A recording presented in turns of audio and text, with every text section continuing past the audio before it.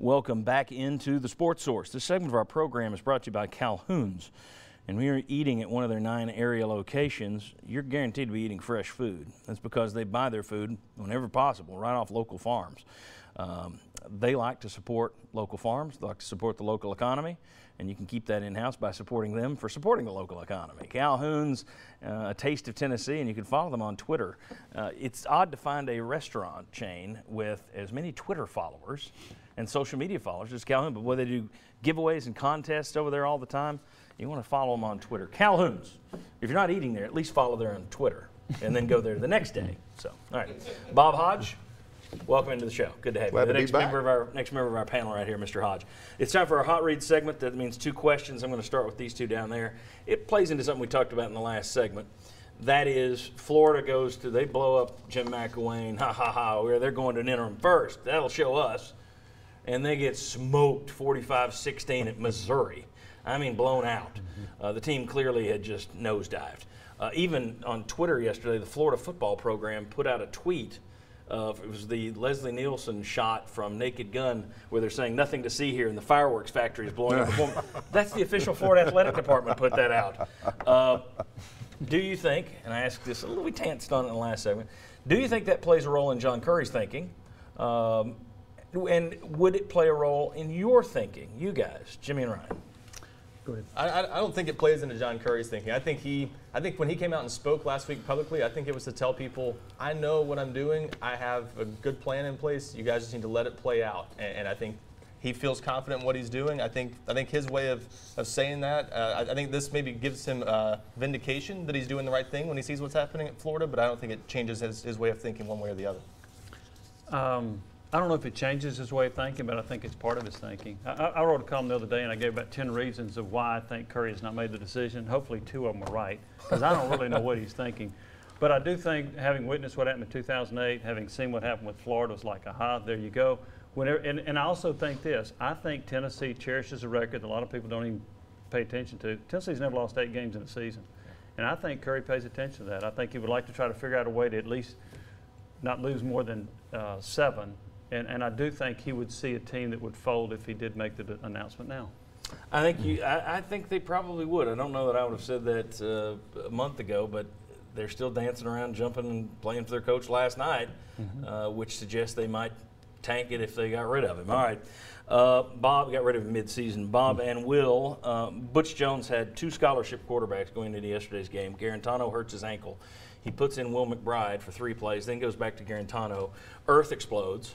The Gene Chizik and the boys on the SEC network freak out and said they're livid that he would do this. What do the parents think about this? Burning the red shirt. The kid then comes out and plays the entire second half. So the idea that you would go to the Wildcat for the rest of the game kind of goes out the window. After the game, the people who jumped on Butch still just said, well, that makes it a little better. Okay, I guess they should have just gone to a walk-on or just thrown the game. But your thoughts on the McBride red shirt? If it had been the 3-play thing that it looked like it could have possibly been, yes, I think people would have had a right to have been upset. The fact that he played the entire second half shows that Butch really didn't have any choice. You know, that's just the way life goes. As you said last night, as we were talking about that right before halftime, the NCAA needs to address this. You need to be able to play a kid in a limited role late in the season like you can early in the season, no logic and he retains that year of eligibility. But after he played the entire second half, yes, for 3 plays, I thought it would have been a mad move for the entire second half. That's just what you had to do. And by the way, for those wondering when we talked about that, that was May 21st on the Sports Source. Went back and found that last night, May 21st, because there was some traction and some talk about the NCAA actually changing the red shirt rule to make it, logical, but they didn't do it. Will, your thoughts on the McBride red shirt? I agree. I mean, if it's the 3 plays, you're like, and you know you're about to get them out, call a timeout. You got a couple other things you can do right there. Going in the second half, obviously your first string quarterback can't play. You're going to try to win the game. I don't understand that. And Butch Jones gotten criticism for not putting guys in and getting them time and rotation. So all of a sudden, if you're saying, wow, the Garantano may not be there for the next 3 games and we play a walk-on or play Wildcat the entire game, and you're sitting there going, well, we needed a quarterback. Why didn't he play him then and get him experience then? I mean, you got to go with the guy you got in the field. Unfortunately, it's a young guy that you have to burn his red shirt to do it, but you need him the entire half, and you might need him next week. That's right. So you gotta get him in there and get him ready to play. If that is the dreaded high ankle sprain for Garantano, it could haunt him the rest of the year. You could Right. be Yeah. bouncing between him and McBride the rest of the way. What's interesting is last night, McBride's mother went on Twitter and said she was speechless. And then amazingly, apparently Tennessee fans were following the mother of their third-string quarterback on Twitter. She made the comment, "Seriously, I am not speechless. I am screaming my head off." And the response was, "Because you're mad at Butch? Is it because you're mad? Are you outraged?" And she came back and said, "I decided a long time ago that whatever is meant to be will be." Learned that from my dad, a football Hall of Famer for coaching, which I didn't know. But there was a time, Bob.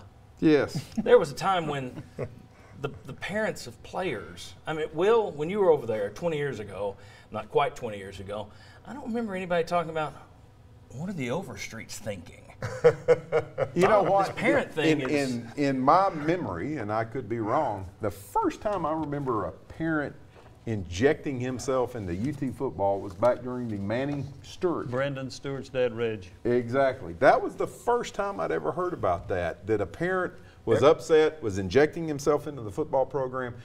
And it seems like it's becoming more and more common, and not just at the University of Tennessee. Right. Oh, you yeah. read about this stuff all over the country. And yeah, I was going to ask Will, you did the exact same thing. Hey, I bet your dad was over there every day saying, okay, I want him to spin outside more. Quit going You do not inside. know my father if you think he's ever going to be called. One reporter calls him, and he'd be hanging up the phone on him. But He I just think wouldn't say, it's an oddity. And I'm not coming down on the mother there. I mean, Not she in the didn't least. say anything positive or negative. It didn't look like to me. But it is interesting. I mean, that's what the SEC Network guy said. Well, you wonder what what his parents are thinking. No, I really don't. I don't care what his Well, we're parents still are hearing thinking. from we're still hearing from a parent of a Vol that left last year through social media. Oh, or- yes. or a step-parent. Yeah, that's right. The Jalen Hurts Jalen situation. Yeah.